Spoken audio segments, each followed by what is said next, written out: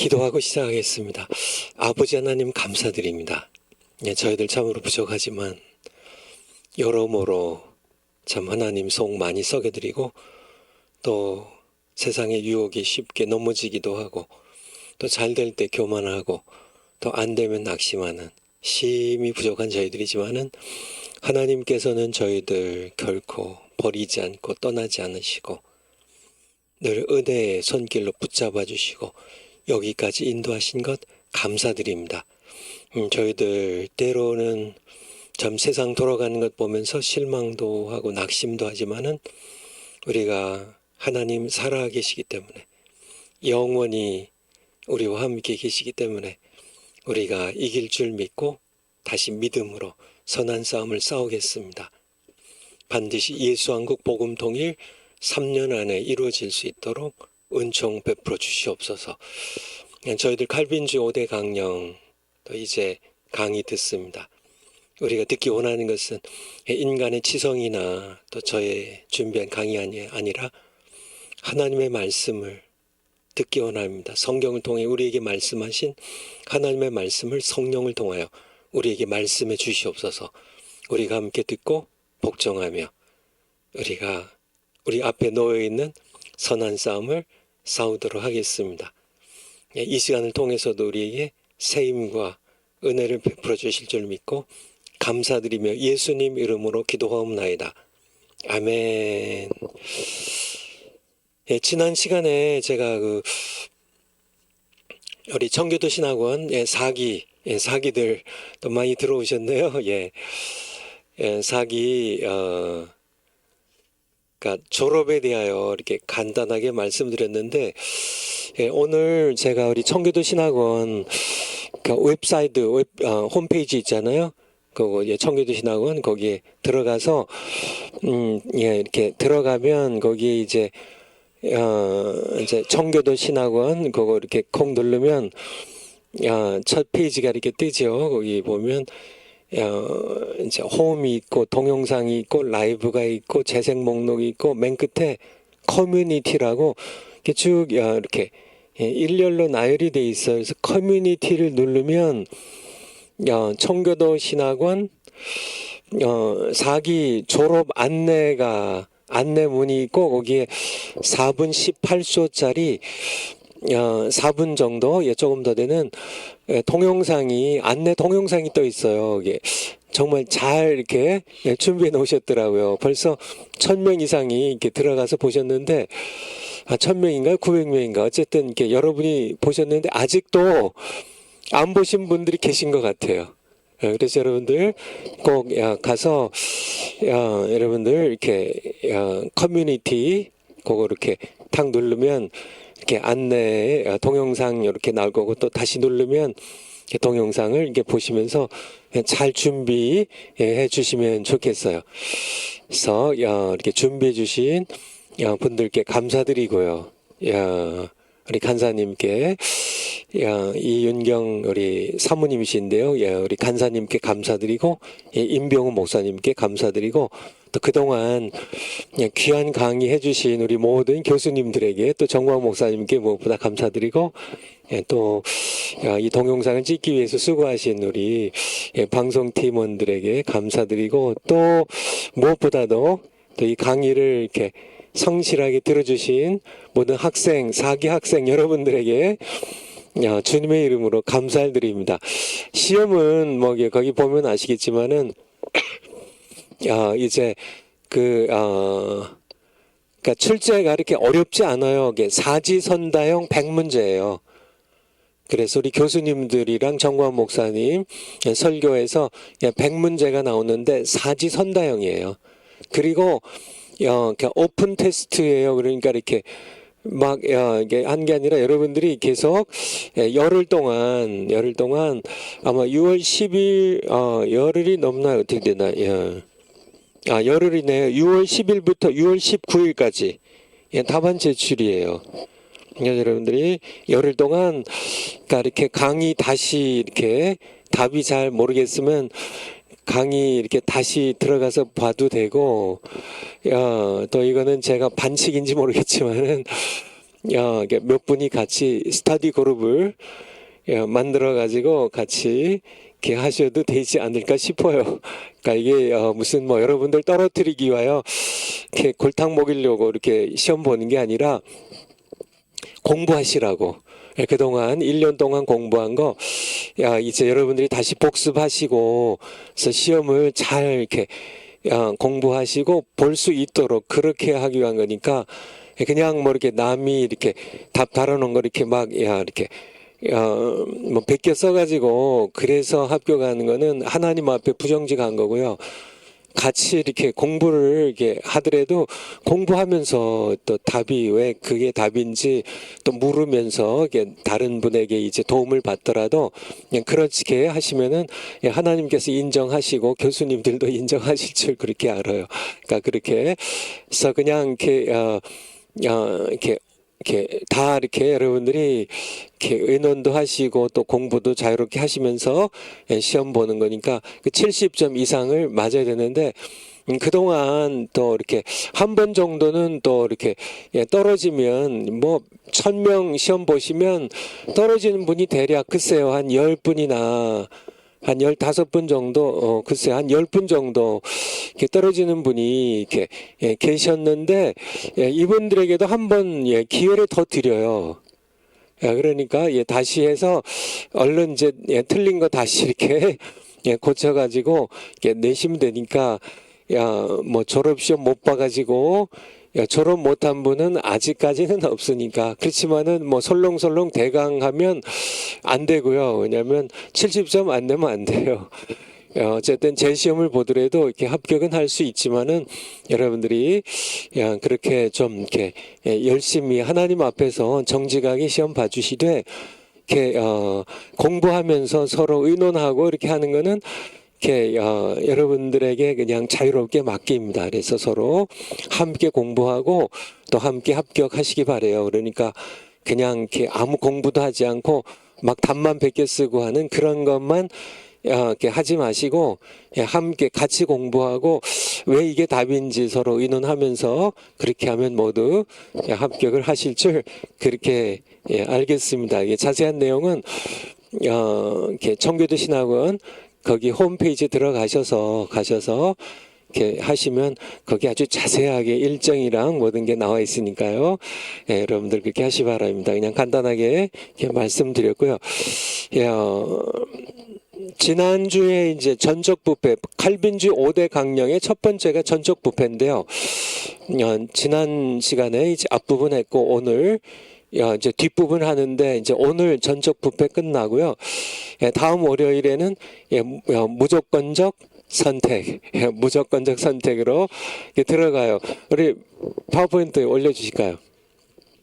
그래서 칼빈주 5대 강령, 지난 월요일이랑 오늘 전적 부패 끝내고요. 다음 주와 그 다음 주에 무조건적 선택 끝내고, 그 다음부터는 이제 한 시간에 하나씩 제한 속죄, 불강력적 은혜, 성도의 견인 딱 그렇게 하면 6월 마지막 월요일 날 성도의 견인까지 다 끝나요. 그렇게 해서 칼빈주 5대 강령을 이번 학기 안에 모두 끝내도록 그렇게 하겠습니다. 파워포인트 다음 거요. 그래서 도르트 신조에 담긴 칼빈주 5대 강령인데요. 도르트 신조는 앞서 강의 드린 것처럼 1618년에 소집이 되어서 1619년에 끝난 그런 공회인데요. 내셔널 시너드예요. 도르트 공회에서 채택한 도르트 신조인데요. 여러분들 그동안 제가 강의할 때 자주 언급했던 웨스트민스터 신앙고백서, 이 도르트 신조는 사실은 네덜란드 이제 화란교회가 주도해서 함께 이제 만들어낸 신조인데요. 1618년에요. 웨스트민스터 신앙고백서는 영국 교회가 주도해서 만든 그런 신조예요. 신조. 이제 믿음의 이제 교리들을 이렇게 모아놓은 거죠. 근데 웨스트민스터 신앙고백서는 1646년이에요. 그러니까 여러분들, 그러니까 도르트 신조가 대략 한 30년 앞서, 만들어진 신조예요. 그러니까 도르트 신조가 만들어지고, 한 30년, 정확하게는 한 28년 뒤에, 웨스트민스터 신앙 고백서가, 이제 만들어지는데요. 그러니까, 이 내용이, 그러니까 많이 겹친 부분들이 많아요. 당연하죠. 성경에서 나온 거고. 더욱이 이제 또 뭐 이거는 제가 이제 그 어떤 그 문헌들을 찾아보진 않았지만은 그냥 대강 짐작하기에, 그러니까 이 웨스트민스터 신앙 고백서는 도르트 신조를 간격이 얼마 안 돼요. 30년도 안 돼요. 그래서 도르트 신조에 담겨 있는 개혁 신학을 이렇게 웨스트민스터 신앙 고백서를 만들 때 많이 참조해서 당연히 그렇게 하겠죠, 그렇죠? 모든 학문이 또 신앙이나 신학들이 그렇게 이제 앞선 세대가 다음 세대에 영향을 주고 그렇게 하는 거니까, 한 세대 앞서 있는 한 30년 앞서 있는 도르트 신조가 웨스트민스터 신앙 고백서에 영향을 주게 되고 뭐 이렇게 이제 그 다음에 이렇게 진행이 되는 거죠. 그래서 이제 칼빈주의 5대 강령을 이제 얘기 드리면서 제가 강조한 게 사실은 그러니까 이것들을 뭐 전적 부패, 무조건적 선택 뭐 이거를 뭐 잘 이해하는 것. 잘 이해하는 것도 좋지만, 당연히 좋죠. 잘 이해하는 것도 좋지만은 더 중요한 핵심은 뭐냐면 인간 이성이 아니라, 제가 이렇게 맨 밑에 줄 이렇게 밑줄을 이렇게 친 것처럼, 그러니까 우리 자세가 중요합니다. 그러니까 인간의 이성을 중시할 거냐, 성경을 중시할 거냐. 그러니까 이게 먼저 이게 선택을 해야 된다는 얘기예요. 그러니까 그냥 뭐 이렇게 해서 뭐 전적 부패가 뭐지, 뭐 무조건적 선택이 뭐지, 이렇게 그냥 공부하는 것, 그래서 잘 이해하는 것도 좋지만은 그것보다 더 중요한 게, 그러니까 칼빈주의 5대 강령이 어떻게 나왔냐는 거죠. 성경을 이렇게 이 도르트 신조의 핵심은 성경으로 신앙 고백을 했다는 거예요. 성경으로. 그러니까 이게 매우 매우 중요합니다. 그렇지 않고 인간의 이성을, 인간의 이렇게 지적인 능력을 중시하면 그러니까 이렇게 우리가 공부해도 사실 소용이 없다는 얘기예요. 그러니까 이게 제가 이렇게 이제 전적 부패가 이제 나오는데요. 전적 부패. 전적 부패를 얘기한다면 전적 부패가 여기 있네요. 전적 부패가 있죠. 그러면은 부분적 부패가 있습니다. 부분적 부패. 전적 부패. 부분적 부패예요. 이게 이제 알미니안주의라고 얘기를 드렸죠. 이게 total depravity고요. 이게 partial, 부분적인 부패. 인간은 부분적으로만 부패했다는 거예요. 사실 이거는 중도 입장이고요. 맨 좌의 입장은요, 인간의 부패를 얘기하지 않습니다. 인본주의는 인간의 부패를 얘기하지 않아요. 이들은 인간의 가능성을 무한하게 보죠. 이게 이제 인본주의죠. 인본주의. 이제 알미니안주의는 여기는 아니에요. 근데 부분적 부패를, 그래서 인간의 자유의지, 인간의, 그러니까 하나님의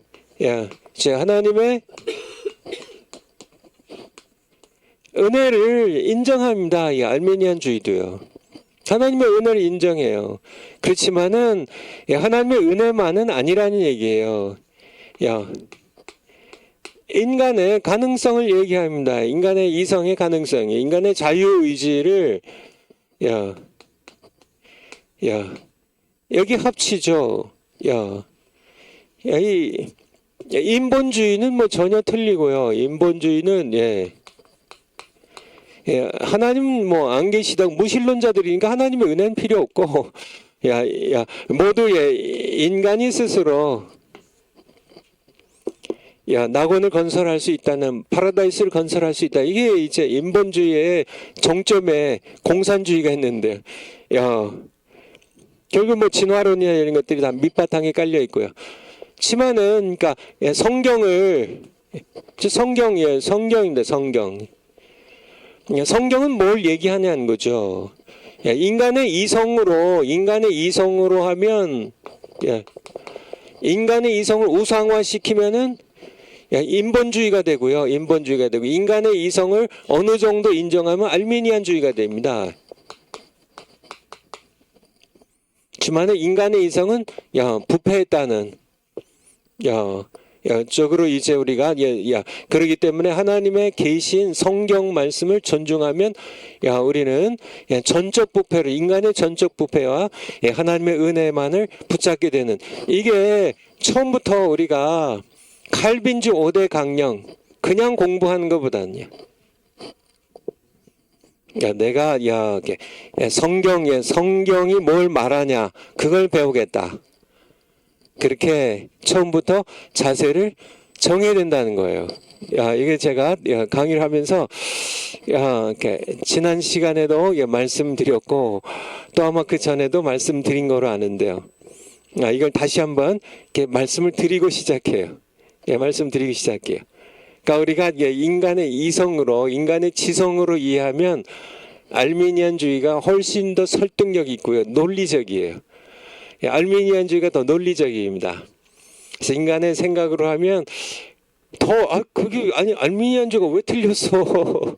그렇게 생각할 수밖에 없어요. 왜냐하면 인간의 이성에 이렇게 맞게 이렇게 인간의 이성으로 이것을 성경을 해석한 거니까. 하지만은 우리가 하나님의 계시를 따라서 성령이 뭘 하냐, 인간의 이성을 십자가에 못 박고 성경으로 가는 그런 이 강의가 이 준비가, 이 강의가 그렇게 진행이 된 거니까요. 한번 파워포인트 다음 거요. 오늘 이제 좀 끝내야 되니까 강의를 좀, 가장 중요한 거는 그러니까 성경입니다. 오직 성경이에요. 솔라 스크립토라입니다. 오직 성경이에요. 오직 성경. 이게 교회 전통이나 인간의 이성이 아니라 오직 성경이야. 이것만 여러분 이렇게 머릿속에 콱 새겨 넣으면 사실 강의는 이렇게 어렵지 않아요. 전적부패 정의는, 전적부패는 에덴 동산에서 첫사람 아담이 타락함으로 말미암아 그의 후예로 태어나는 모든 인간이 하나님의 은혜에서 분리되었고 죄가 세상에 들어와 인간의 모든 영역에 왕노릇하게 되므로 모든 사람이 전적으로 부패한 상태를 뜻한다. 그래서 지난번에 성경들 이렇게 봤는데요. 오늘 그냥 이렇게 성경 한 권만 한번 찾아보자. 거기에 창세기 6장 5절 지난 시간에 안 찾아봤는데요. 창세기 6장 5절. 창세기 6장 5절. 창조하고 이제 아담과 하와가 타락한 후에 인류는 번성했고요. 여호와께서 사람의 죄악이 세상의 관영함과 죄악이 그냥 세상의 범람함과 그 마음의 생각의 모든 계획이 항상 악할 뿐임을 보시고, 그러니까 이게 벌써 이렇게 지난 주일날 우리 광화문 예배 때도 정광 목사님 말씀하신 것처럼 노아의 홍수로 심판하시기 전에 그때 모습이에요. 사람들이 그러니까 전부 죄악은 그냥 세상이 그냥 죄악으로 가득 차고 마음의 생각의 모든 계획이, 그러니까 모든 계획이 항상 악할 뿐임을 보시고, 그렇죠? 모든 계획이 항상 악할 뿐임을 보시고, 이것이 그러니까 아담의 타락 이후의 모습이라는 그런 말씀입니다. 파워포인트 한번 다시 가보죠. 그래서 그러니까 생명의 뿌리에서 끊긴 모든 생명체가 부패하듯이 하나님과 관계가 단절된 모든 인간은 전적으로 부패할 수밖에 없다는 얘기예요. 이것이 칼빈주의가 말하는 전적 부패입니다, 인간의. 그러니까 우리 바다에서 이제 이렇게 물고기를 잡는 어부들이 이렇게 물고기 잡는 것들이 이제 이렇게 TV에서 이제 이렇게 좀 나와요. 그래서 뭐 갈치도 잡고 뭐 고등어도 잡고 조기도 잡고 뭐 이렇게 잡는데 일단은 이게 이렇게 생명이 딱 끊어지면 어떻게 되죠? 금세 부패하기 시작해요. 그러니까 그냥 얼음을 막 채워 넣습니다. 이렇게 부패를 이렇게 늦추려고 하는 거죠. 그러니까 모든 인간이 그러니까 생명이신 하나님과의 관계가 딱 끊어지면 그냥 인간은 부패할 수밖에 없어요. 이게 인간의 전적 부패입니다. 칼빈주의가 얘기하는. 파워포인트 다음 거요.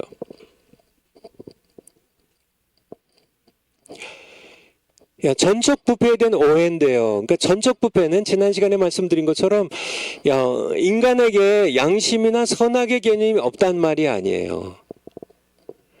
그러니까 이렇게 여전히 부패했어도 양심도 살아 있어요.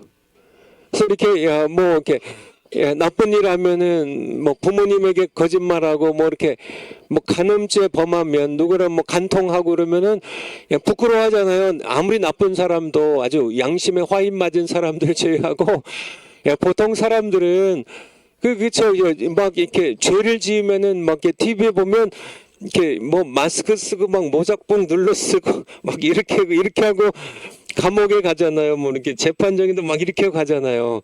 이게 자기가 죄 지었다는 거죠. 그러니까 양심이 그러니까 없다는 얘기가 아니에요. 선악을 구별도 못한다는 게 아니에요. 그러니까 선한 게 뭔 줄도 알고 악한 게 뭔 줄도 안다는 얘기예요. 전적 부패는 인간에게 이런 게 없다는 얘기가 아니라 그거를 양심이 있음에도 불구하고 선한 게 뭐고 악한 게 뭔지 알매도 불구하고 죄가 왕노릇하기 때문에 결국은 부패하고 만단 얘기예요. 그래서 사도 바울은 오호라 나는 곤고한 자로다. 이 사망의 몸에서 부패된 죄가 지배하는 선을 행하는 것을 원함은 있지만은 선을 행하는 것은 없노라고 단식했던 사도 바울의 이 고백에서 전적 부패가 무엇인지 선이 무엇인지 알아요. 또 선을 하고 싶은 마음도 있어요. 양심도 있어요.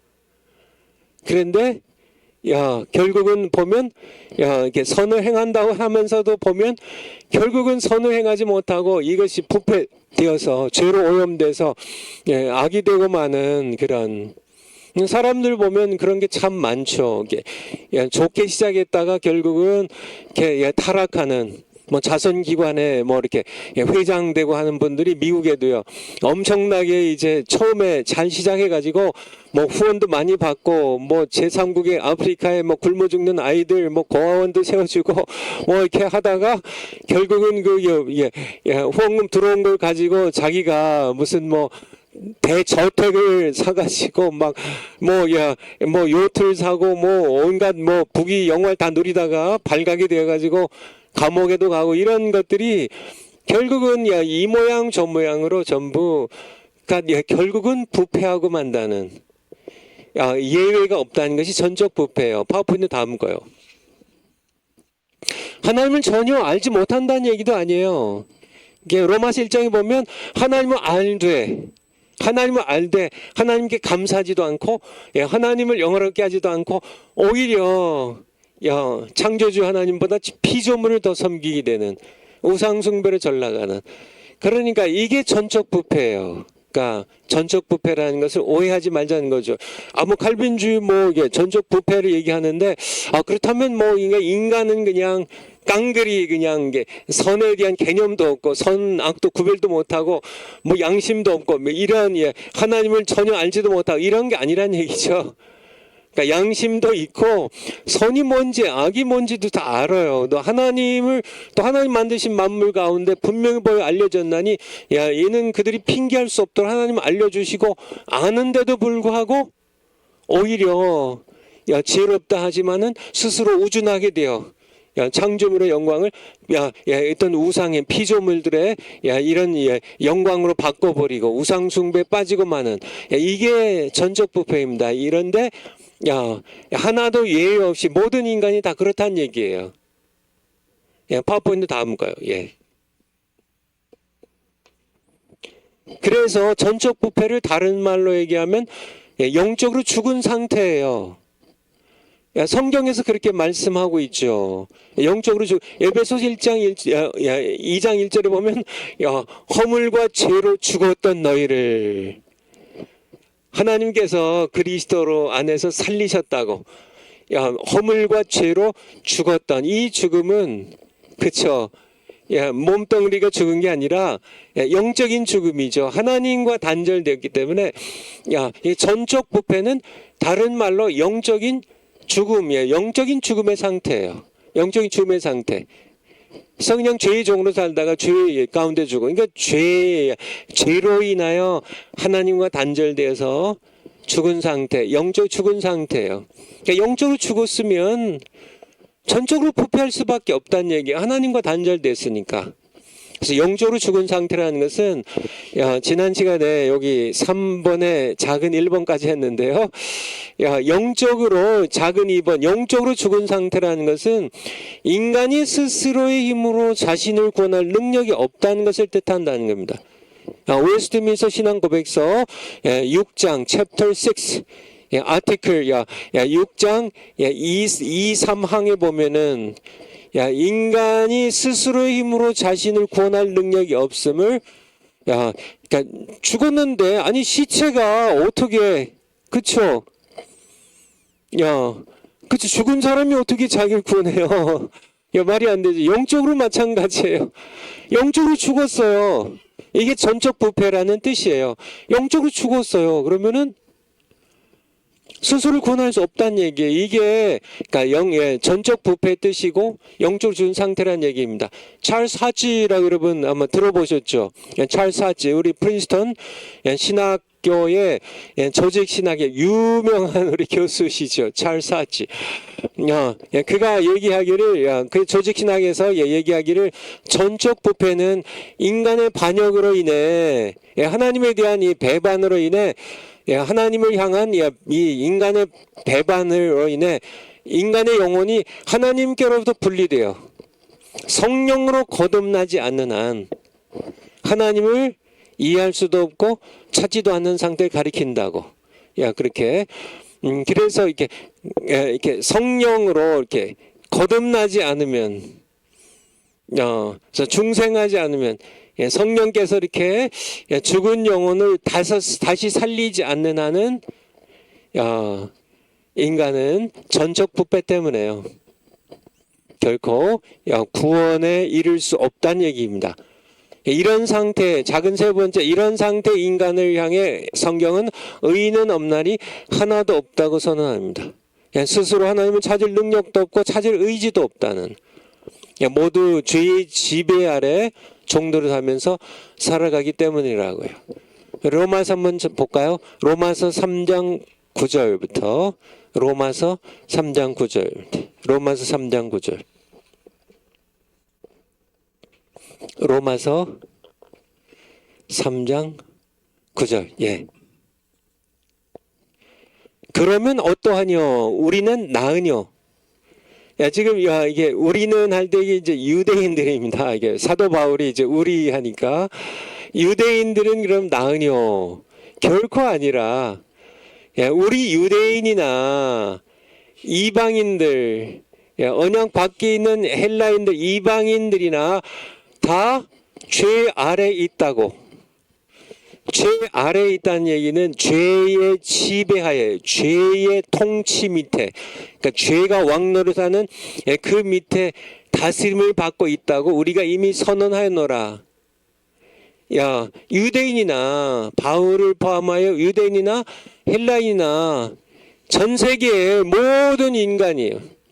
과거나 지금이나 앞으로 태어날 모든 인간이 다 죄의 지배 아래 있다고 우리가 이미 선언하였느니라. 10절에 기록한 바 의인은 없나니 하나도 없으며 이 전적 부패입니다.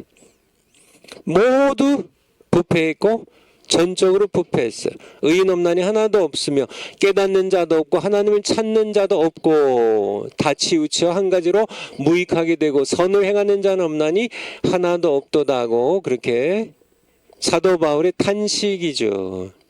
탄식이죠. 이것이 성경이 말하는 전적 부패예요. 파워포인트. 다음 것. 이렇게. 전적 부패는 원죄에서 시작되었다는 겁니다. 원죄에서. 오리지널 신이라고 그러죠. 이제 이렇게 자기가 범한 죄랑 유전적으로 물려받은 죄. 그러니까 자범죄는 인간 손 원배가 지은 죄예요. 어려서부터 지금까지 70년 동안 제가 형한테 욕한 거, 저희 형 위에 있는데요. 제가 이렇게, 어렸을 때는 우리가 이렇게, 그때만 해도 전쟁이 끝나고, 아마 거칠어서 그런지, 참, 욕들을 많이 했어요. 우리 자라면서, 욕이 그냥 이렇게, 우리, 대화의 한 절반이 욕이었죠, 욕. 그러니까 서로 이 새끼야, 이렇게, 이게 보통 그냥 그렇게, 이제, 제 위로 이제 형이 있는데, 형이 이제 이렇게 제 마음에 안 들면 제가 늘 형한테 이렇게 개새끼라고 이렇게 욕을 제가 이렇게 많이 했어요. 형한테 개새끼 하니까, 저희 어머님이 이제, 저한테 하루는 저를, 이제 잡아놓고 그렇게 얘기를 하시더라고요. 원배야,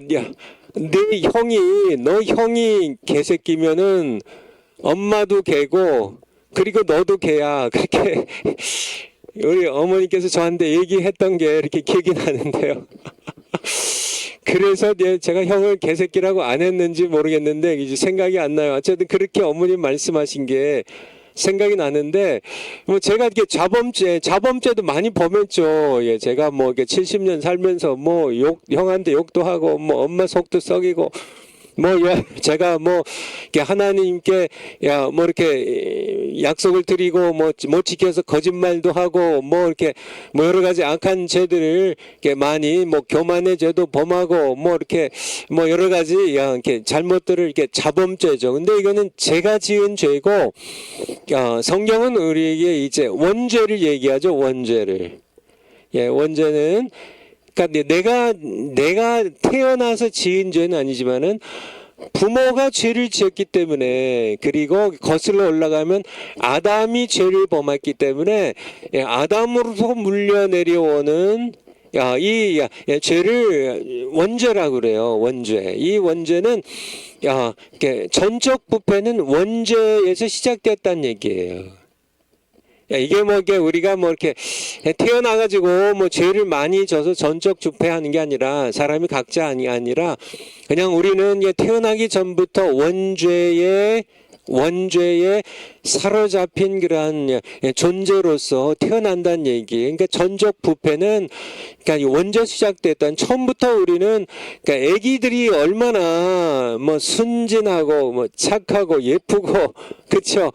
그렇지만은 그거는 겉모습일 뿐 아이들은 태어날 때부터 그렇게 정말 이렇게 착하고 예쁘고 순박하고 진짜 해맑고 그렇게 깨끗한 그 아기들 봐도 그들은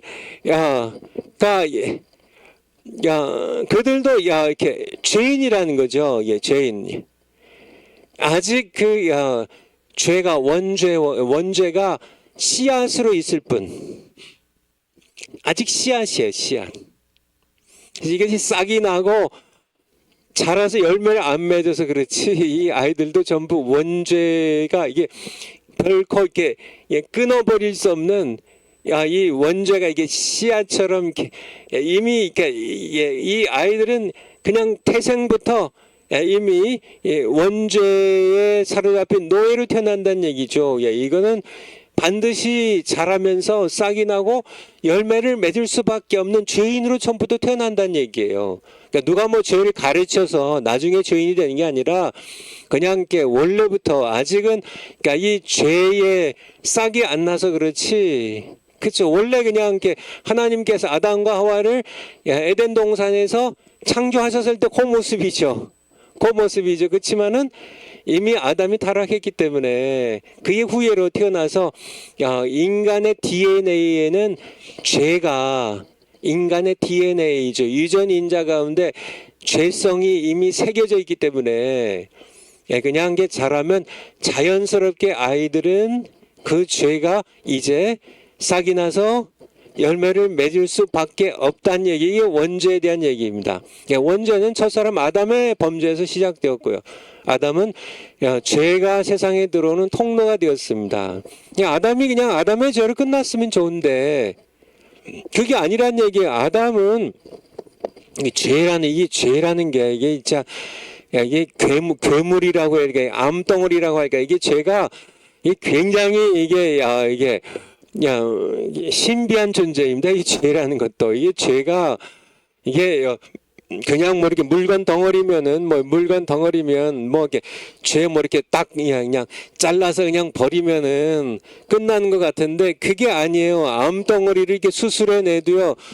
또 뭐 1년 뒤에 2년 뒤에 또 암덩어리가 또 전이가 돼가지고 원래 이게 폐암이었는데 폐에서 또 뭐 이렇게 간으로 가고 뭐 뇌로 가고 막 위로 가고 막 뭐 이렇게 막 퍼져가지고 온몸으로 퍼진 것처럼 스물스물 이게 암덩어리가 이렇게 스며든 거죠. 이게 이 죄라는 게요. 이 죄라는 게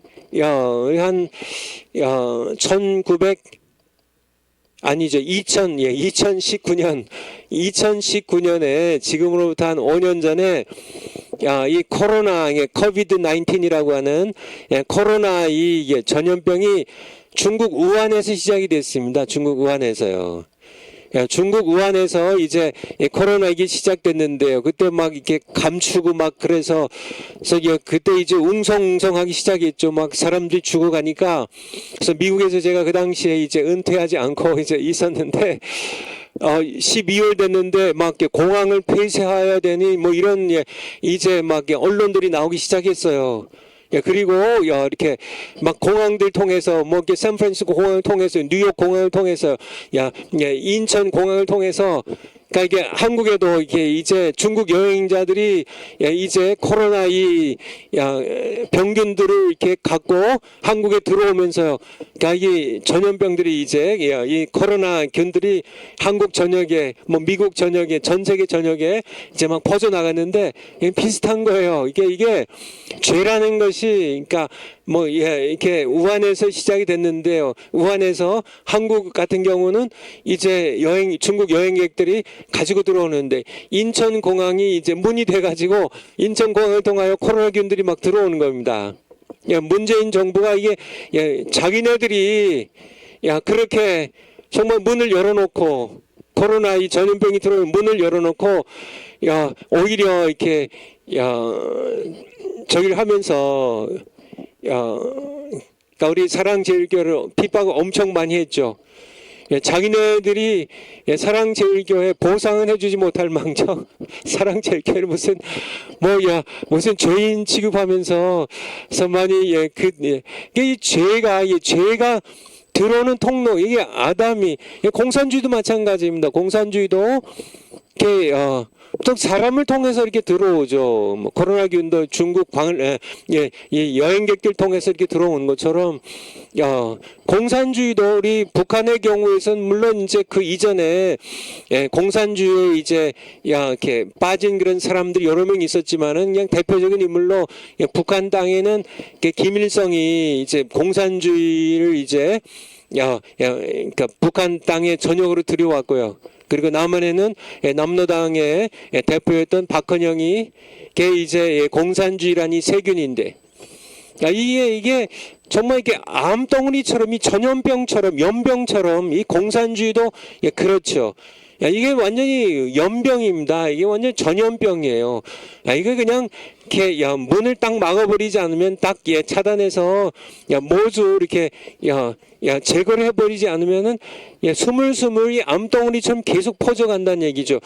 죄라는 것이 그렇다는 얘기예요. 죄는 공산주의의 이 사상적인 그런 전염병보다 정말 이렇게 코로나 이 병균으로 인하여 전 세계가 뭐 엄청나게 죽었죠. 아마 얼마나 죽었나요? 아마 미국도 뭐 100만 명 이상 죽었죠. 아마 브라질도 아마 100만 명 이상 죽었을 거고요.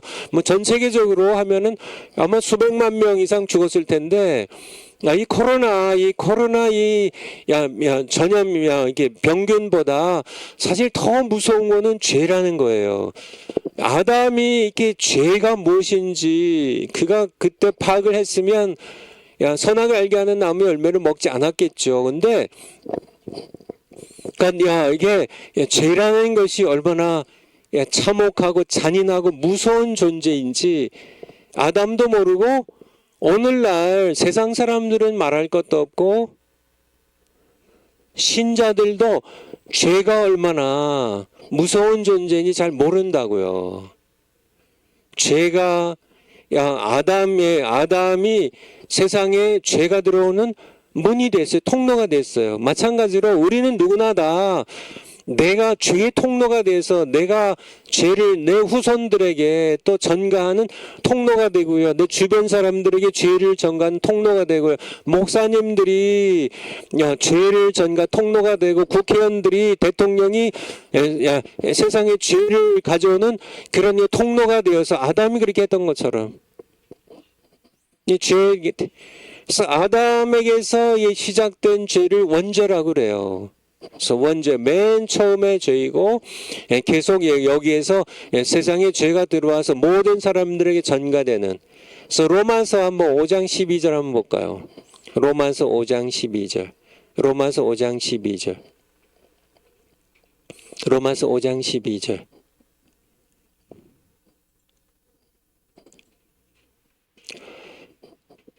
이러므로 한 사람으로 말미암아 죄가 세상에 들어오고 죄로 말미암아 사망이 왔나니. 그러니까 한 사람이 누구예요? 아담이죠. 아담으로 말미암아 죄가 세상에 들어오고 이 아담이 죄가 세상에 들어오는 통로가 됐어요. 그래서 이게 이제 원죄가 되는 거죠. 그로 말미암아 이와 같이 이게 아담의 범죄로 말미암아 세상에 죄가 들어오는 이런 과정을 통해서 모든 사람이 죄를 지었으므로, 그러니까 아담 때문에 죄가 세상에 들어왔고 그래서 이 죄가 모든 사람을 지배하게 되었고요. 그래서 모든 사람이 죄를 지었고 사망이 모든 사람에게 이르렀느니라 이렇게 말씀하고 계시죠. 이것이 성경이 말하는 원죄, 아담으로 시작된, 첫사람 아담으로 시작된. 파워포인트 한번 다시 한번 돌아가 보죠. 아담의 죄는 그게 모든 후손에게 전가되었을 뿐만 아니라 그게 죄성도 그게 모든 후손이 잉태된 순간 유전적으로 전이 된다는 겁니다. 로마서 5장 19절 한번 볼까요? 아까 찾던 5장 19절. 조금 내려가셔서 한 사람의 순종치 아니함으로 많은 사람이 죄인 된 것 같이. 이게 이제 아담이죠, 아담. 한 사람의 순종하고 이게 이제 둘째 사람 예수 그리스도죠. 그러니까 이게 전가입니다. 이게 순종치 아니함으로 아담이 죄를 지었는데 아담을 통해서 이 죄가 다른 그의 후손들 모두에게 전가가 돼서 이게 죄인이 돼요. 이게 죄인이 되는 그것에 대하여 우리에게 말씀해 주고 계시죠. 그래서 파워포인트 한번 다시 한번 가보죠. 제가 이렇게 도르트 신조를 시간이 없어서 좀 이게 왜냐하면 이게 좀 제가 다 넣었으면 좋겠는데 이게 도르트 신조의 이게 전문이에요. 이게 도르트 신조 이게 좀 영어로 이게 돼 있는데 이걸 제가 좀 이렇게 여러분들에게 좀 이렇게 해석을 해드리려고 좀 이렇게 밑줄을 다 긋고 이렇게 하이라이트를 해가지고 좀 왔는데 오늘 이거 다 마치려면 시간이 없을 것 같아요. 그래서 언제 시간이 좀 이렇게 더 날 수는 없겠지만 여기에 이제 여기 이제 도로트 신조가 이제 5대 강령을 이렇게 설명하다 보니까 근데 세 번째와 네 번째 거를 합쳐서 설명하고 있어요, 여기. 그거에 두 번째 것에 아티클 2, 우리 2항에 보면 여기에 a corrupt stock, 부패된 줄기가 produced, 이렇게 생산해낸다. a corrupt offspring, 부패된 후손을 만들어낸다는. 이게 뭐 어쨌든요, 여기에 이제 original parent, 그러니까 인간의 이게 부패되는 것이 derived corruption, 인간의 부패가 이렇게 어디서 나오냐면 from their original parent. 이게 단수로 돼 있어요. 첫사람 아담으로부터 부패가 이게 전가되었다, 흘러나왔다는 거죠. Not by imitation. 그러니까 흉내 내서 죄성이 전가된 게 아니라 but by the propagation. 이게 무슨 전가, 유전, 전이 퍼져나가는 of the vicious nature. 아주 악한 죄성이 이렇게 암덩어리처럼 퍼져나가는 것으로 인간의 부패가 진행되었다는 그런서 이게 전적 부패를 설명하는 그런 내용인데요. 그냥 요거는 요만큼만 하고 어쨌든요, 이게 칼빈주의 5대 강령이 도르트 신조에서 나왔기 때문에 이게 제가 요 강의안을 부탁을 드려서 좀 이렇게 우리 커뮤니티에 좀 올려드리게요. 그래서 여러분들이 나중에 한번 성경 구절이랑 한번 찾아보시기 바래요.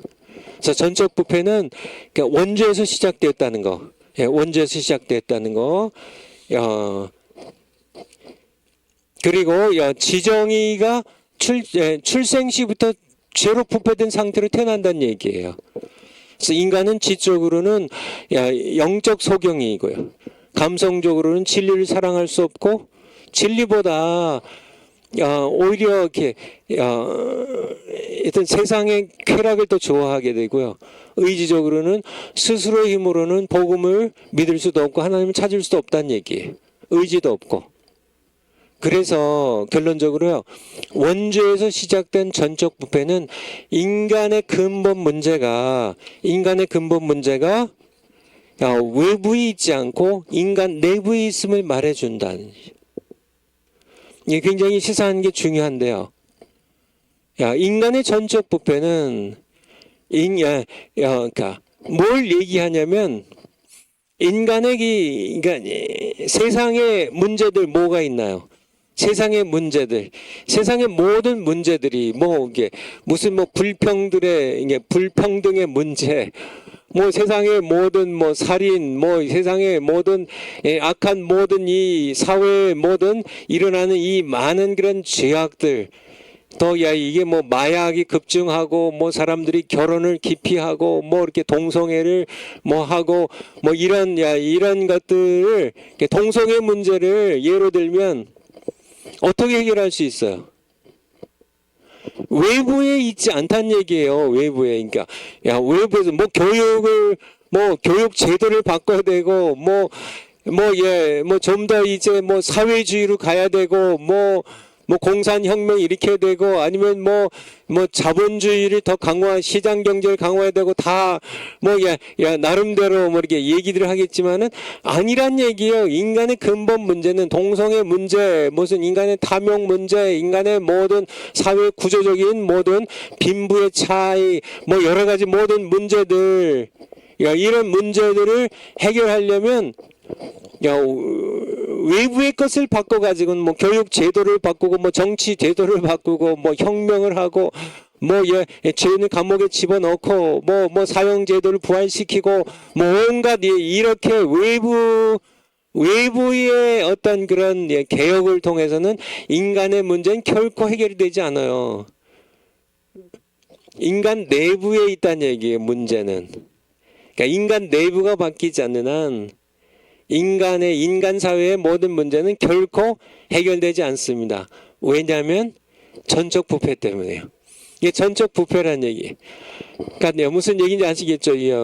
가정의 자녀들, 여러분들 자녀들이 속을 썩이세요?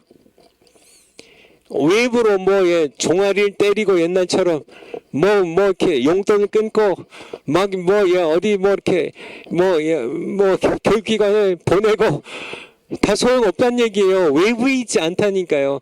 원죄로 시작된 전적 부패에 있어요. 자녀들이 속 썩일 문제는. 인간 내부에 있어요. 이 해결책은 인간 내부에 있습니다. 이게 전적 부패가 해결되지 않는 한은 어떻게 외부 환경을 아무리 바꿔도 세상에 이게 문제가 그렇습니다. 미국에도 이제 인본주의자들이 미국의 정치계를 쥐어 흔드니까요. 옛날과 달라서요. 그러니까 환경만 바꾸면 왜 흑인들이 왜 범죄율이 더 높고 환경이 나빠서 그렇다는 얘기죠. 그런데요, 흑인들만 범죄하나요? 백인들은 더 지능적인 범죄는 백인들이 더 많이 하거든요. 흑인들은 죄를 지어도 무슨 상점에 가서 이렇게 물건 훔치다가 잡히고 이런 거는 흑인들이 더 많이 하지만은 아주 지능적이고 더 큰 죄는 백인들이 훨씬 더 많이 짓거든요. 그러니까 이게 환경 문제가 아니란 얘기예요. 환경이 나빠가지고 죄를 짓는 게 아니라 인간 내부가 전적으로 부패했기 때문에 죄를 짓는 것이라는. 하지만은 세상에 이 인본주의 교육가들이 그렇게 생각하나요? 환경만 계속 바꾸려고 하는데요. 그래서 환경을 바꿔가지고 이렇게 교육 환경을 잘 이제 건물도 깨끗하게 짓고 이렇게 돈을 이제 들여서 투자도 하고 해가지고 하지만은 세상의 문제들이 해결이 되나요? 해결되지 않아요. 결코 되지 않습니다. 왜 그래요? 인간의 모든 문제는 인간의 내부 전적 부패이기 때문에 그래요. 전적 부패이기 때문에. 대한민국의 문제도 마찬가지. 북한의 모든 문제도 마찬가지입니다. 전부 결국은 북한의 김정은의 독재도 다 인간의 전적 부패의 문제거든요. 다 이 모양 저 모양이 다 마찬가지예요. 나만이라고 또 안 그랬는데 다 마찬가지예요. 마찬가지. 왜 성경적으로 보면 예수님께서 그런 말씀하시죠. 마가복음 7장 1절부터 한번 보죠. 마가복음 7장 1절부터 바리새인들과 또 서기관 중 몇이 예루살렘에서 내려와서 예수님께 모였다가 그의 제자 중에 예수님의 제자 중에 몇 사람이 부정한 손입니다. 곧 씻지 아니한 손으로 물로 이렇게 손을 안 씻고 떡 먹는 것을 보았더라.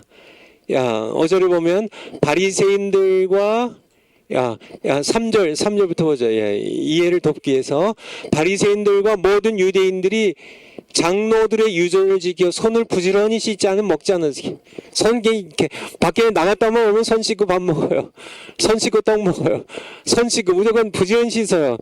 4절에 또 시장에서 돌아와서는 물을 뿌리지 않으면 손 씻는 거죠. 먹지 아니하며 그 외에도 여러 가지를 지켜오는 것이 있으니 손도 씻고 잔과 주발과 노그릇도 열심히 씻어요. 5절에 이에 바리새인들과 서기관들이 예수께 묻되 어찌하여 당신의 제자들은 왜 장로들의 전통을 준행하지 아니하고 부정한 손으로 떡을 먹나이까?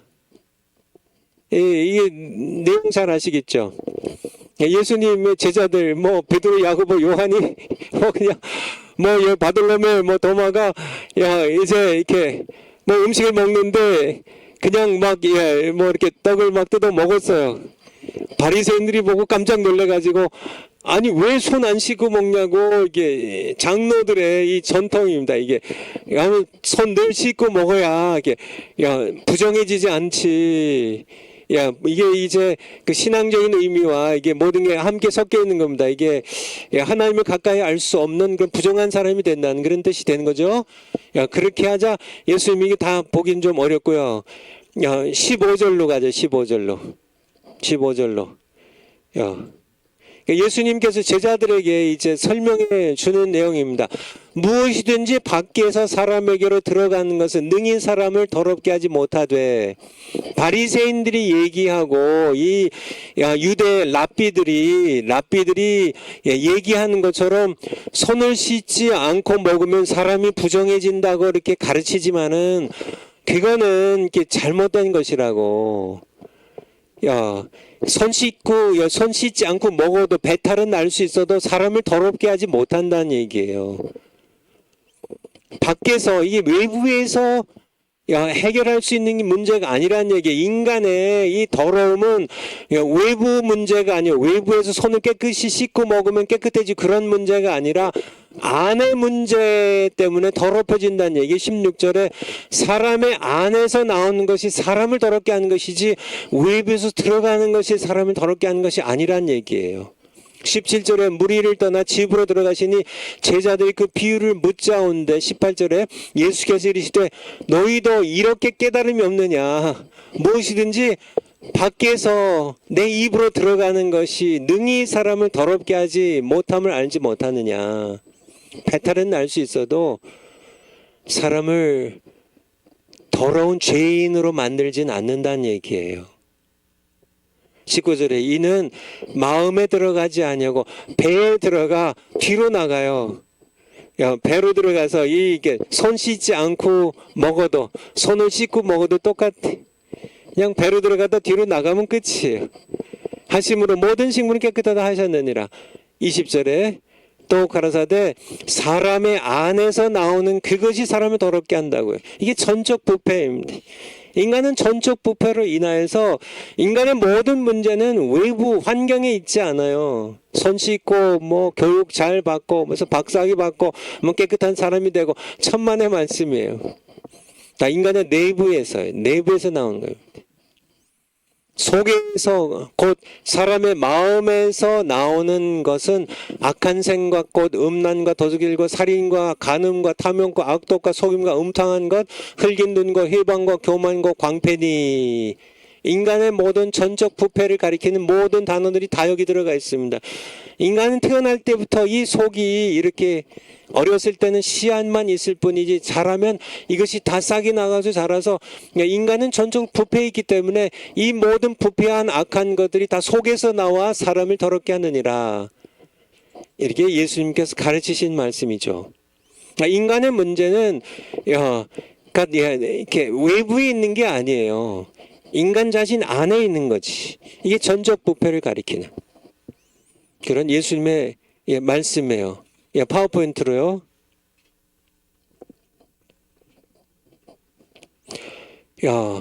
파워포인트 다음 거요. 전적 부패와 죄의 관계입니다. 그러면 당연히 이게 상관관계, 이게 떨어질 수 없는 관계죠. 그러니까 죄 때문에 전적 부패가 된 거죠. 또 전적 부패 때문에 또 계속 죄를 짓게 되고, 아담의 타락으로 세상에 죄가 들어왔어. 이 죄라는 이 존재, 아까도 말씀드린 것처럼 암덩어리처럼 이렇게 스물스물 생겨가지고는 이게 들어와가지고 무슨 우한에서 처음 이게 발생한 이 코로나 이 전염병균이 점점 더 이렇게 사람들을 통해서 퍼져 나가면서 한국으로 들어오고 미국으로 들어오고 유럽으로 들어가고 전 세계로 강타하는 것처럼 이게 아담을 통하여 세상에 들어온 이 죄는 모든 사람을 종으로 삼고 왕노릇함으로 인간 스스로의 힘으로는 구원을 위한 영적 진리를 깨달을 수도 없고 하나님의 관계를 회복할 수도 없고 전적 부패한 자신의 상태를 회복할 능력도 없게 되었다는, 이게 전적 부패예요. 그래서 중요한 단어가 이게 죄가 왕노릇한다는 거고요. 로마서 5장 21절에 나와요. 죄가 왕노릇한다고요. 죄가 왕노릇하니까, 죄의 지배를 받으니까 인간 스스로의 힘으로는 구원을 얻을 수 없다는 얘기. 영적 진리를 깨달을 수도 없고요. 하나님과 관계를 그러니까 인간 스스로의 힘으로는 할 수 없다는, 이게 중요한 문구예요. 하나님의 은혜 없이는 인간 스스로의 힘으로는 이렇게 인본주의자들이 이렇게 세상 학문을 발전시키고 진화를 발전시키고 공산주의 철학 사상을 발전시키고 혁명들을 하고 과학 물질 문명을 발전시키고 컴퓨터를 만들고 인공위성을 만들어서 달나라를 가고 다 그렇게 한다 할지라도요. 그것이 아무리 인간의 물질 문명이 발달해도 어떤 한 사람도 자기의 영혼을 구원할 수는 없어요. 전부 죄의 노예이기 때문에. 그러니까 큰 소리 칠 사람은 아무도 없습니다. 노벨상을 수상을 하고 전 세계에서 추앙을 받는 그런 세계적인 이렇게 노벨 평화상을 받고 세상의 지도자가 돼도 다 소용없어요. 다 죄의 노예예요. 죄의 노예입니다. 아무리 성자 취급을 받아도 예수님 없는 모든 사람은 다 죄의 노예입니다. 미국 대통령을 하고 한국 대통령을 하고 러시아의 푸틴처럼 시진핑처럼 아프리카의 무슨 대통령 다 소용없어요. 대학 교수를 20대부터 시작해 가지고 70대까지 50년 60년 동안 대학 교수를 해도 다 소용이 없어요. 이슬람교의 이맘이 되어가지고 쿠란을 이렇게 가르치고 선포하고 이렇게 불자가 되어가지고 평생 도를 닦아도 다 소용이 없어요. 예수님 없이는요. 인간 스스로의 힘으로는 인간의 만든 종교로는 결코 이 죄를 이기고 왕노릇한 이 죄를 이기고 자기 스스로의 구원을 이룰 수가 없어요. 하나님과의 관계를 회복할 수가 없어요. 전적 부패한 자신의 상태를 회복할 능력이 없다는 얘기입니다. 이것이 칼빈주의 전적 부패예요. 전적 부패예요. 성경이 이걸 말씀하고 있죠. 로마서 5장 21절 한번 보죠. 죄가 왕노릇한다는 로마서 5장 21절. 로마서 5장 21절. 로마서 5장 21절. 이는 죄가 사망 안에서 왕노릇한 것 같이. 그렇죠. 이제 예수님 믿으면 은혜가 이제 우리 안에 왕노릇하는데요. 예수님 만나기 전에는요. 우리 주 예수 그리스도로 말미암아 그러니까 예수님 때문에 은혜가 왕노릇하기 전에는 그 이전에는요. 죄가 사망의 권세를 가지고 왕노릇을 해요. 왕노릇 한다는 얘기 뭐예요? 모든 사람들이 죄에 굴복당해가지고 죄가 끌고 가는 대로 죄가 통치하는 대로 다 끌려가는 죄의 노예요 포로에 불과하다는데. 그러니까 죄가 왕노릇하는 이게 이렇게 전적 부패와 죄의 관계는 죄가 왕노릇하기 때문에요. 죄가 왕노릇하기 때문에 아무 능력이 없다는 얘기예요. 완전히 부패된 상태로 세월이 흐를수록 그렇게 갈 수밖에 없다는 얘기입니다. 파워포인트 한번 다시 한번 가보죠. 그래서 인간은 태어날 때부터 죄인으로 태어난다는 얘기입니다. 이게 도르트 신조에도 이게 나와 있는데요. 성경에도 나와 있고요.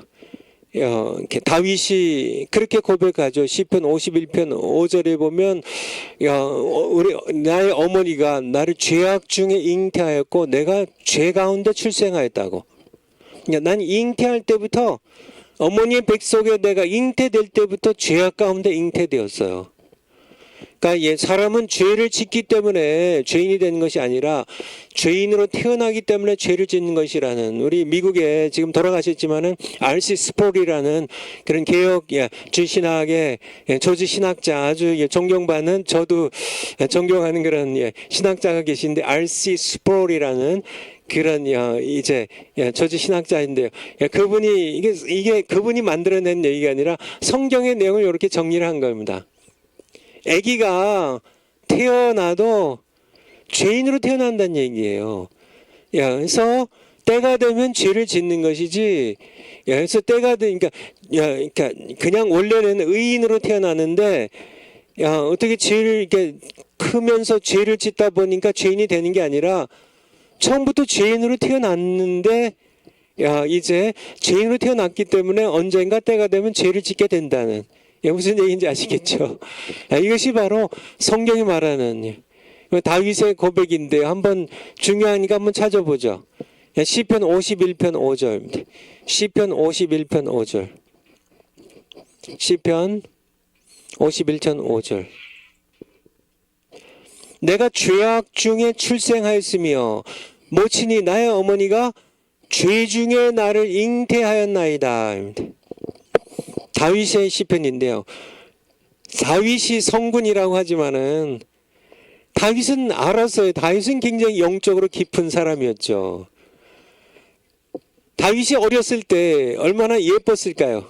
얼마나 착했을까요? 아니란 얘기예요. 죄악 중에 자기는 태어났어요. 내 어머니가 뱃속에 나를 잉태했을 때부터 나는 죄 중에 잉태가 되었다는 얘기예요. 이 정확한 얘기입니다. 이게 전적 부패예요. 태어나기 전부터 인간은 죄악 중에 잉태되고 죄인으로 태어나고 죄인으로 살다가 죄 가운데 죽어서요. 죄가 왕노릇한 가운데 죄에 질질 끌려다니며 살다가 그 죄 때문에 심판받아서 지옥 가는 게 인간의 일생이에요. 인간의 일생. 이게 전적 부패입니다. 인간에게는 소망이 없어요. 그런데 끊임없이 우리 알미니안주의나 인본주의에서는 그렇게 얘기하죠. 이렇게 인본주의는 완전히 하나님을 완전히 그냥 무시하고요. 뭐 이게 죄는 무슨 죄? 다 알미니안주의도요. 하나님의 은혜는 어느 정도 인정하지만은 그럼에도 불구하고 인간이 그래도 조금은 이렇게 선을 이렇게 스스로 행하고 그래서 그러니까 좀 내 구원에 기여를 좀 이렇게 할 수 있다는. 내가 구원받는데 내가 그래도 하나님께서 뭐 절반 하시고 아니면 하나님께서 70% 하시고 30%는 내가 좀 그래도 착한 일 해가지고 내 구원을 이루는 이게 알미니안주의예요. 알미니안주의. 그러니까 이게 아니란 얘기죠. 칼빈주의는 뭐예요? 인간이 그러니까 내 구원에 손원배 구원에 손원배인 제가 구원에 단 1%도 기여하는 건 없어요. 100% 하나님의 은혜고 100% 하나님의 주권적인 선택이에요. 그러면 제가 그러면은 착하게 사는 거는 그렇죠. 예수님 때문에 이제 그 후로 내가 이제 예수님의 은혜를 힘입어서 진정으로 선을 행하면서 살아가는 거죠. 이게 칼빈주의예요. 그러니까 칼빈주의가 그러면 뭐 선도 행하지 말고 뭐 계속 뭐 죄만 범해도 뭐 구원받는 게 칼빈주의냐? 전혀 그렇지 않습니다. 우리의 전적 부패를 인정하고요. 하나님의 전적 은혜를 감사하면서요. 내가 이렇게 하나님의 은혜로 구원받았을 때 그 이후로는 늘 하나님의 은혜에 감사하면서 내가 하나님의 자녀답게 세상에서요 빛과 소금이 되어서 착하게 살아가는 수많은 사람들에게 정말 어둠 가운데 사는 사람들에게 하나님의 사랑을 보여주고 배고픈 사람들을 먹이고 목마른 사람들을 마시우고 정말 헐벗는 사람들에게 옷을 입히면서요 내가 그렇게 선하게 살아가는 게 칼빈주의예요. 파워포인트로요.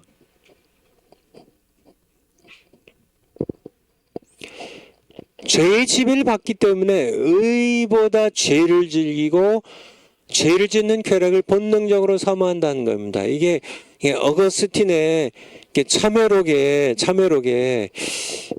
이런 내용이 나오는데요. 이 어거스틴이 이게 아우구스티누스 이게 라틴어로 하면은 아우구스티누스, 아우렐리우스, 아우구스티누스, 히포넨시스 이게 이제 원래 어거스틴의 본명입니다. 어거스틴의 본명이 좀 길죠. 아우렐리우스, 아우구스티누스, 히포넨시스 그냥 우리 그냥 보통 어거스틴, 성 어거스틴이라고 얘기도 하기도 하고요. 사실 어거스틴은 천주교 인물은 아닙니다. 왜냐하면 어거스틴이 태어난 게 354년이에요. 추후. 354년에 태어나서 430년에 세상 떠났으니까요. 그러니까 그 당시에는 상당히 장수했죠. 예, 어거스틴이 4세기에서 5세기를 거쳐 살은 사람이니까 아직은 로만 캐톨릭 교회가 형성되기 전이에요. 형성되기 전입니다. 아직 이렇게 그러니까 이게 그 이전 이제 사람이기 때문에 이제 뭐 이렇게 천주교에서는 뭐 성 어거스틴이 뭐 이렇게 카톨릭 교회 뭐 이렇게 위대한 인물이라고 이렇게 주장을 하겠지만은 전혀 그렇지는 않습니다. 이제 나중에 교회가 이게 조직화되고 이제 이렇게 세속화되면서 이제 교황 제도가 생기고 뭐 이렇게 하면서 점차 이제 뭐 이렇게 뭐 각 지역의 감독들 가운데 또 로마 감독을 교황으로 임명하면서 뭐 이런 이제 로만 카톨릭 교회화가 진행이 되면서 교회가 점점 더 세속화되고 부패하는 과정을 겪어가는데요.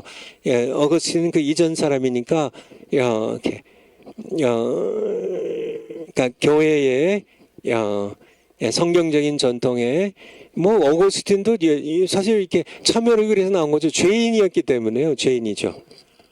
어거스틴은 원래 이게 로마 제국의 식민지였던 그 북아프리카의 현재 그 알제리라고 있죠. 거기 뭐 이게 북아프리카의 맨 이제 동쪽에는 이집트가 있고 이거 뭐 튀니지가 있고 뭐 알제리 뭐 여기 뭐 이런 저기 맨 서쪽에는 거기 이게 모리타니아 모로코가 있고 거기에 이제 중간쯤 알제리가 있어요. 알제리 출신이에요. 그러니까 로마 제국의 이제 땅이었죠. 로마 제국의. 그래서 거기 알제리 출신인데 거기에 이제 그러니까 모니카라는 이제 그 예수님을 잘 믿는 어머님 밑에서 자라죠. 그래서 어쨌든 이 어거스틴이 이렇게 본인이 이제 나이가 들어서 참회록을 쓰는데요. 참회록을 쓰는데 그가 이렇게 이렇게 유명한 얘기가 있죠. 배나무 사건입니다. 그러니까 그가 이제 16세에 중등 교육을 마쳐요. 그리고 한 해 동안 집에 돌아와서 이제 이렇게 대학 가기 위해 준비하는데 아버지인데 돈을 모으고 대학 갈 준비를 하는데 그때에 그러니까 온갖 죄악을 다져요. 그리고 그때부터 이제 이렇게 막 철학에 심취하고 만이교에 심취하고 하면서 온갖 죄악들이 온갖 음탕하고 타락한 모든 죄를 다 짓습니다. 그러니까 막 노예 출신의 어떤 여자랑 동거에 들어가고요. 사생자 아들 낳습니다. 아들의 이름이 아데오다투스라고 그러네요. 이 노예 출신의 여성과 동거하면서 사생자 아들도 낳고 나중에 회심할 때 세례를 사생자 아들과 혼인하기 전에 이제 낳은 아들과 그러니까 이제 같이 이렇게 세례를 받기도 하는데 어쨌든 사생 아들도 있고 근데 이렇게 결혼 신고도 안 하고요. 왜냐면 이제 결혼은 이제 다른 여성이랑 하고 이 노예 출신의 이 여성과는 쾌락만 즐기려고 뭐 이런 그러니까 완전히 그러니까 어거스틴이 이렇게 아주 방탕하고 그냥 이렇게 타락한 삶을 살거든요. 온갖 죄들 다 짓고 막 또래들과 어울려서 죄를 안 지으면 이렇게 동료들에게 인정을 못 받는 것처럼 자신의 고백 가운데요. 그 중에 이제 무슨 사건을 이 어거스틴의 참여록에 기록하고 있냐면 이제 어거스틴 직접 적은 자기가 이제 16세 때 제법 큰 나이죠. 그래서 자기가 사는 동네에 배나무가 있는데요. 배나무가 있는데 이 친구들하고 이게 이제 못된 짓 하며 어울려 다니면서 이제 막 이렇게 성적으로 타락하고 막 뭐 이렇게 술 먹고 뭐 이렇게 막 온갖 죄악들을 이렇게 쾌락을 즐기는 그 무렵에 친구들이랑 같이 그러니까 이웃집에 이렇게 배나무가 있는데 이렇게 밤에 몰래 들어가가지고 자루에다가 그냥 이렇게 배를 이렇게 이렇게 뭐 그냥 몰수이 따가지고 자루에 집어 넣어가지고 그거를 가지고 훔쳐가지고 나와가지고 그거를 전부 돼지 먹이로 주어버리는 그거에 대한 게 참회록이에요. 그 자신이 얼마나 그러니까 배고파서 따먹은 거는 근데 성경적으로 이렇게 큰 죄악으로 인정하지 않거든요. 성경에서 이게 배고파서 따먹은 거는 성경이 사실은 그냥 이렇게 죄로 인정을 하지 않아요. 근데 배고파서 따먹는 게 아니라 그러니까 이웃집이 가진 탐스러운 과일 배를 그러니까 이렇게 훔치는 이 죄의 쾌락을 자기가 이게 따서 또 자기들이 이게 먹는 것도 아니고 그거를 그냥 이게 돼지에게 줘버리고 마는 이 죄의 이 본능적인 쾌락을 그러니까 자신이 얼마나 즐겼는지에 대한 참회록이에요. 이게 그러니까 죄의 지배를 받는 그러니까 우리가 성 어거스틴이라고 그러니까 성자 취급을 하는 이 어거스틴조차도 예수님 만나서 회심하기 이전에는 죄인에 불과했다는 얘기예요. 이 죄의 지배를 받는다는 것이 얼마나 참혹하고 이게 무서운 것인지. 그러니까 이게 그렇죠. 우리 사람들도 마찬가지예요. 요즘도 다 마찬가지입니다. 죄가 주는 쾌락을 그러니까 그런 뭐 얘기들 이렇게 요즘은 안 하나요? 옛날에 뭐 이렇게 식당에서 어떤 남녀가 같이 밥을 먹는데 시무룩하게 앉아서 먹으면은 부부고 뭐 이게 서로 막 먹여주고 막 깔깔대고 웃으면서 뭐 즐겁게 얘기하면서 먹으면은 이게 불륜 관계라고 그렇잖아요. 그러니까 이게 정말 이렇게 불륜을 더 즐기는 잠원에 몰래 먹는 떡이 더 맛있다고 하는 이 표현 그대로요. 그러니까 어떻게 그냥 이게 부부 사이에 관계는 그냥 무덤덤하고 오히려 이렇게 어떤 그런 뭐 남의 뭐 이렇게 부인을 이렇게 유혹해서 이렇게 뭐 타락한 관계를 갖고 하는 이런 거를 스릴 있어 하고 쾌감을 즐기고 뭐 영화가 나와도 건강한 부부 생활하는 그런 영화는 관객이 없어요. 뭐 그냥 뭐 아내가 바람 나서 막 남자들이랑 물란한 성관계를 하고 막 남자도 그냥 바람이 나가지고 뭐 이렇게 하고 막 서로 싸우고 뭐 죽이고 뭐 막 이렇게 막 진행이 돼야 이 영화가 막 관객들이 막 늘어나고 뭐 다 그렇잖아요. 이게 인간의 본능적으로 죄악을 즐기는 그런 전적 부패에서 나온다는 얘기예요. 전적 부패에서 나오는 겁니다. 그러니까 이게 악한 그런 인간의 본능적인 이런 모습을 얘기하는 거죠. 파워포인트 다음 거예요. 사람들은 죄의 심각성을 간과하는 경향이 짙다는 얘기. 성경은 아담 이후 모든 사람이 죄를 범했다고 선언합니다. 로마서 3장 23절 모든 사람이 죄를 범하였음에 하나님의 영광에 이르지 못한 모든 사람이 한 사람도 예외가 없습니다. 모든 사람이 죄를 범하였음에 하나님의 영광에 도달할 수 있는 사람이 없어요. 누구도 하나님의 영광에 도달해야 구원을 받는데 모든 사람이 죄를 범해서요. 어느 인종 어느 세대 누구를 불문하고 모든 인간은 죄인이라는 얘기입니다. 그런데 죄의 삭은 죽음이에요. 죄의 삭은 사망이요. 그렇죠. 로마서 6장 23절 모든 인간은 멸망의 넓은 길을 걸어가고 있습니다. 모든 인류는 하나님의 그 최후의 심판 날에 하나님의 진노의 심판입니다. 의의 심판을 받아서 영원히 지옥을 갈 수밖에 없어요. 누구도 피할 수가 없습니다. 사람에게는 스스로 죄의 문제를 해결할 수 있는 능력이 전혀 없기 때문이에요. 그러나 하나님에 대한 두려움이 없기 때문에요. 죄를 너무나 쉽게 범하며 죄의 결과가 얼마나 심각한지를 사람들이 알지 못해요. 죄를 지으면 죄가 얼마나 죄의 결과가 심각한지 이렇게 알지를 못해. 이게 전적 부패 때문에요. 죄를 밥 먹듯이 지으면서도 그냥 그게 뭐 심각한 결과를 오는지를 몰라요.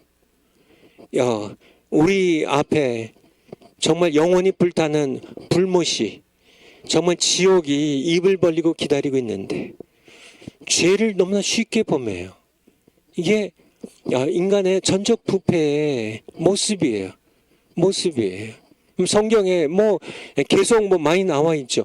우리 시편 53편 보죠. 시편 53편 1절부터 구약의 시편 구약 성경 시편 구약 성경 53 시편 53편 1절 어리석은 자는 그 마음에 이르기를 하나님이 없다 하도다. 저희는 뭐하며? 부패하며. 부패, 전적으로 부패했죠. 가증한 악을 행하며 선을 행하는 자가 있도다 없도다? 없도다. 2절에 하나님이 하늘에서 인생을 굽어 살펴보시사 지각이 있는 자와 하나님을 찾는 자가 있는가 보려 하신즉 3절에 각기 물러가 함께 더러운 자가 되고 선을 행하는 자는 없나니 하나도 없도다. 하나님에 대한 두려움도 없고요. 죄를 보면 다 함께 더러운 자가 되지. 선을 행하는 자가 단 하나도 없다고. 전적 부패입니다. 전적 부패. 파워포인트 한번 다시 한번 가보죠. 하나님을 두려워할 줄 몰라요. 제가 이렇게 자주 보는 성경 구절이긴 하지만은 다시 한번 시간 많지 않지만은 왜냐면 파워포인트 한 장이 더 남아 있거든요. 근데 요건 그래도 찾아봐야 될 것 같아요. 누가복음 12장 4절. 누가복음 12장 4절. 누가복음 12장 4절. 그러니까 이 죄인들이 가장 두려워해야 될 분은 누굴까요? 내가 내 친구 너에게 말하노니 몸을 죽이고 그 후에는 더 능히 더 못하는 자들을 두려워하지 말라. 마땅히 두려워할 자를 내가 너희에게 보이리니 곧 죽인 후에 우리 몸을 죽인 후에 또한 지옥에 던져넣는 권세 있는 그를 두려워하라. 오직 한 분이에요. 하나님 한 분입니다. 세상의 모든 존재들, 눈에 보이는 세계와 보이지 않는 세계 모든 사탄도요. 어떤 그런 김일성, 무슨 김정은, 누구도요. 문재인, 이재명, 누구도요. 시진핑, 푸틴, 누구도. 세상에 핵무기를 가진 자들이나 족보, 깡패, 누구 다 두려워하지 말라고요. 오직 한 분만 두려워하라고요. 우리를 죽인 후에 우리를 지옥에 던져넣는 권세가 있는 그 한 분을 두려워하라. 내가 참으로 너희 이르노니 그를 두려워하라. 우리가 두려워할 분은 딱 한 분이에요. 딱 한 분이에요. 이분을 두려워해야 되는데 이분을 두려워하는 자들은 죄를 멀리하는데요. 인간에게는 죄를 이길 수 있는 힘이 없어요.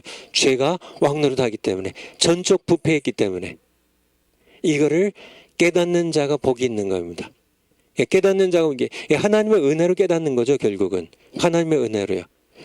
우리 히브리서 10장 31절 여기에도요. 히브리서 10장 31절 미국의 이제 부흥 운동을 그러니까 Great Awakening이라고 그래요.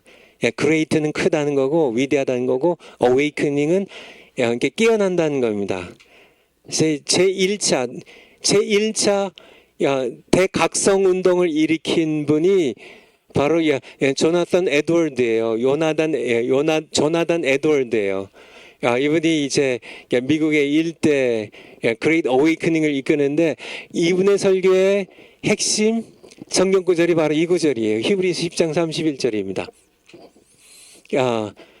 살아계신 하나님의 손에 빠져 들어간 것이 무서울진저 죄인들에게요. 그 당시에 이 뉴 잉글랜드죠. 영국의 식민지 시절이었던 미국의 이 땅에 수많은 그런 이 사람들에게 하나님의 심판을 외치면서요. 죄악을 술 주정꾼들 정말 이 세상에 탐욕으로 살아가고 간음하고 세상에 죄악에 빠져 있는 그런 모든 그런 세상 죄인들 향하여 살아계신 하나님의 손에 빠져 들어간 그 무서울진저 야, 이거는 그러니까 정말 야 우리가 어떤 뭐 야 정말 극악무도한 그런 조폭 손에 들어가는 것보다 정말 이 세상에 가장 잔인한 독재자인 김정은의 손에 들어가는 것보다 정말 야 이 악한 모든 그런 이 악독한 사람들의 손에 들어가는 것보다 심지어는 이게 사탄의 손에 들어가는 것보다 가장 무서운 그것보다 더 무서운 게 살아계신 하나님의 손에 빠져 들어가는 것이 무서울진저입니다. 무서운 얘기입니다. 30절 한번 볼까요? 하나님의 심판입니다. 30절 그 앞절이요. 원수 갚는 것이 내게 있으니 내가 갚으리라 하시고 또 다시 주께서 그의 백성을 심판하리라 말씀하신 것을 우리가 아노니 그의 백성을 심판하리라. 하나님 심판하시는 살아계신 하나님의 손에 빠져들어가는 것이 무서울진저. 그러니까 죄에 대하여 우리는, 그러니까 죄인들이, 하나님은 의의 하나님이세요. 죄인들을 심판하실 수밖에 없으신 하나님이세요. 의의 하나님이시니까요. 이제 앞으로 이제 하나님의 사랑에 대해서 말씀하겠지만은, 그러니까 하나님의 은혜에 대해서 말씀하겠지만은, 한편에 하나님의 은혜가 있다면 한편에 하나님의 의의가 있거든요. 하나님의 의의는 죄인들을 심판하셔야 돼요. 무서운 겁니다. 가장 무서운 거예요. 지옥에 던져 넣으시는 유일하신 분이세요. 근데 문제는 우리는 전적으로 부패한 죄인들이란 얘기예요. 어떻게 해야 될까요? 어떻게 될까요? 우리는 하나님의 은혜 없이는 구원받을 수 없는 죄인임을 깨닫고 하나님을 향하여 우리 손을 드는 것 외에는 다른 길이 없음을 우리는 분명히 알아야 됩니다. 파워포인트로요. 그래서 인간의 전적 부패는 오직 예수 그리스도의 십자가를 바라보게 해요. 전적 부패한 인간은 그리스도의 복음 외에 다른 희망이 없어요. 그러니까 우리 인본주의자는 뭐 십자가를 그쵸 고린도전서 2장에 나온 것이 십자가의 도 1장부터 고린도서 1장 18절부터 나온 것처럼 십자가의 도가 이 세상 사람들에게는 미련한 것이죠. 유대인들에게는 거친 것이라고요. 하지만은 구원을 얻은 우리에게는 하나님의 능력이요 구원이에요. 전적 부패는 그러니까 우리가 인간을 바라볼 수가 없다는 얘기예요. 우리를 바라보면 우리의 선행이요, 우리의 지혜가요, 우리를 구원할 수가 없어요. 전적 부패했으니까. 그러니까 인간 전적 부패를 칼빈주의의 5대 강령의 첫 번째 것인 인간의 전적 부패를 인정하면 우리는 오직 예수 그리스도의 십자가를 바라볼 수밖에 없어요. 왜냐하면 예수님의 십자가의 복음에 다른 희망이 없어요. 사도 바울도요. 로마서 7장 24절에 오라 나는 곤고한 사람이로다. 누가 이 사망의 몸에서 나를 건져내랴. 내가 예수 그리스도로 말미암아 하나님께 감사하리로다. 그렇죠. 8장 2절에 보면 그리스도 예수 안에 있는 생명의 성령의 법이 그리스도 예수 안에 있는 생명의 성령의 법이 죄와 사망의 법에서 너를 해방하였습니다. 정말 예수 그리스도의 복음 외에는 다른 희망이 없어요. 전적 부패를 인정하면 우리는 그래도 뭐 내가 좀 뭐 착한데 내가 의로운데 내가 그래도 좀 착해가지고 하나님 나 구원해 주시겠지 뭐 이런 얘기 전혀 못합니다. 오직 십자가를 바라볼 수밖에 없죠. 파워포인트 마지막 거요. 구원은 오직 하나님께로부터 예수 그리스도를 통해 와요. 아까 제가 로마서 7장 24절 얘기했네요. 오라 나는 곤고한 사람이로다. 누가 이 사망의 몸에서 나를 건져내랴. 모든 인간의 지정의와 행위가 죄로 인해 전적 부패했기 때문에 자신의 의와 선행으로 자신을 구원을 할 수 있는 사람은 아무도 없다는 얘기예요. 아무도 없습니다. 우리 성경 한번 에베소서 2장부터 한번 보죠. 에베소서 2장 8절. 에베소서 2장 8절. 에베소서 2장 8절. 너희가 그 은혜를 인하여 믿음으로 말미암아 구원을 얻었나니 은혜를 인하여 믿음으로 말미암아 구원을 얻었나니 이것이 너희에게서 난 것이 아니요 하나님의 선물이에요. 9절에 행위에서 난 것이 아니니 이는 누구도 자랑치 못하게 함이니라. 중요한 말씀이에요. 하나님의 선물이에요. 은혜의 선물입니다. 우리의 행위에 난 게 아니에요. 우리가 내 율법을 잘 지켜가지고 내가 법 없이 살 만큼 착하게 살아서 내가 그래도 구원을 받았어요. 이렇게 자랑할 수 있는 사람은 아무도 없다는 얘기예요. 그냥 하나님 은혜로 선물로 주신 거예요. 이게 굉장히 중요한 겁니다. 굉장히 중요한 것이죠. 우리 갈라디아서 2장 16절. 갈라디아서 2장 16절. 갈라디아서 2장 16절. 사람이 의롭게 되는 것은 율법의 행위에서 난 것이 아니오. 우리가 율법을 잘 지켜가지고 십계명을 잘 지켜가지고 부모 공경 잘 해가지고 주일 성수 잘 해가지고 우리가 구원받았다는 사람은 그거는 전적 부패가 뭔지 모르는 사람입니다. 그게 아니에요. 우리가 주일 성수해야죠. 부모 공경 잘 해야죠.